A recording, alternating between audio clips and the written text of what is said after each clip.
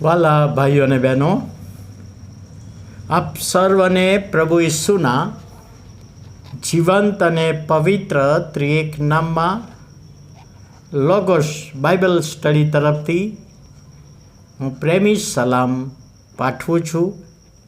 અને આજે 2025ના વર્ષનો 35મો દિવસ, 4 ફેબ્રુઆરી 2025 અને મંગળવારનો આ નવો દિવસ આપણા જીવનોમાં પ્રભુએ બતાવ્યો માટે પ્રભુનો ખૂબ આભાર માનીએ છીએ. પ્રભુના નામને ધન્યવાદ આપીએ છીએ. એક સમાચાર મેં વાંચેલા, દુનિયાનું લાંબામાં લાંબુ table, world's largest table, longest table, 18મી જુલાઈ 2010ના રવિવારે જર્મનીમાં ત્યાંની સરકારે એક નવો પ્રયોગ કર્યો. 60 કિલોમીટરનો રોડ જે આખા દિવસ દરમિયાન માટે બંધ રાખવામાં આવ્યો અને 60 કિલોમીટર લાંબુ ટેબલ બનાવવામાં આવ્યું, લાકડાનું ટેબલ બનાવવામાં આવ્યું. અને સરકારે રાહદારીઓ માટે, ચાલતા જનારા લોકો માટે એ રસ્તો ખુલ્લો રાખ્યો, વાહનો માટે બંધ રાખ્યો.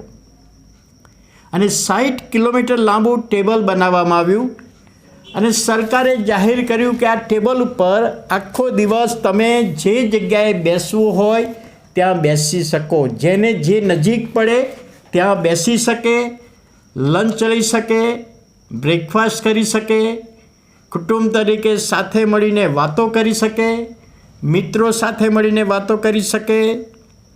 એકબીજાની ભૂલો થઈ હોય તો એ ટેબલ પર બેસીને તમે સ્વીકારીને માફી માગો અને માફી આપો, સમાધાન કરો.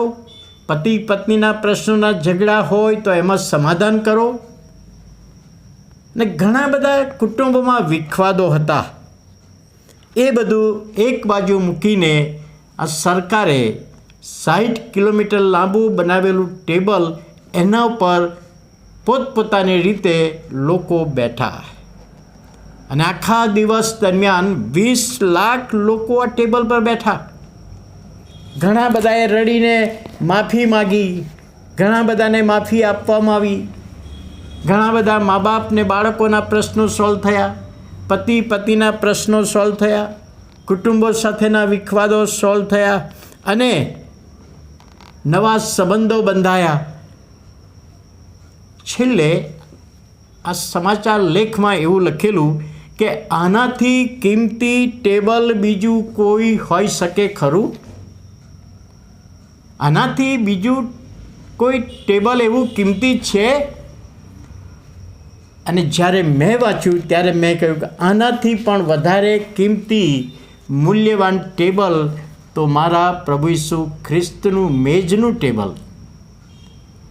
પ્રભુ વચનની સંગતનું ટેબલ, સંગતની મેજ.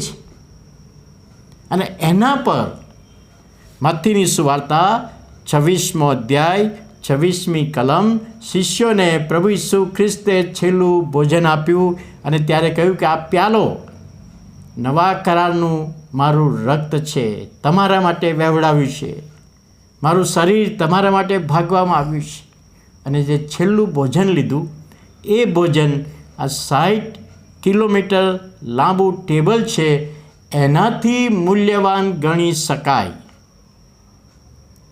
એનાથી મૂલ્યવાન, કારણ કે આ ટેબલ પર બેસીને મેજની સંગતનું ટેબલ કે પ્રભુ ઈસુ ખ્રિસ્તે સમગ્ર માનવજાતના ઉદ્ધારને માટે પોતાનો પ્રાણ આપ્યો, બલિદાન આપ્યું.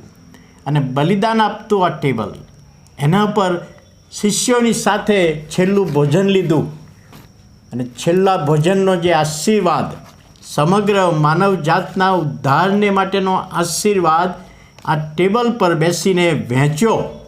ત્યારે 60 કિલોમીટર લાંબુ ટેબલ હોય પણ એનાથી વિશેષ મારા પ્રભુનું છેલ્લું ભોજનનું ટેબલ એ અતિ મહત્ત્વનું છે.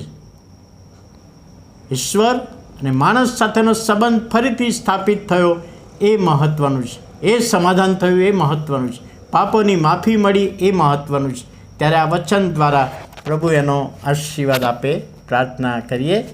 વાલા પ્રભુ, અમે આભાર માનીએ છીએ, સ્તુતિ કરીએ છીએ આજના નવા દિવસમાં જે બાબત તમે અમને બતાવી, સમજવામાં, સમજાવવામાં આત્માની દોરવણી આપો એ વિનંતી અને પ્રાર્થના ઈસુ પ્રભુના નામમાં સાંભળો અને માન્ય કરો. આમેન.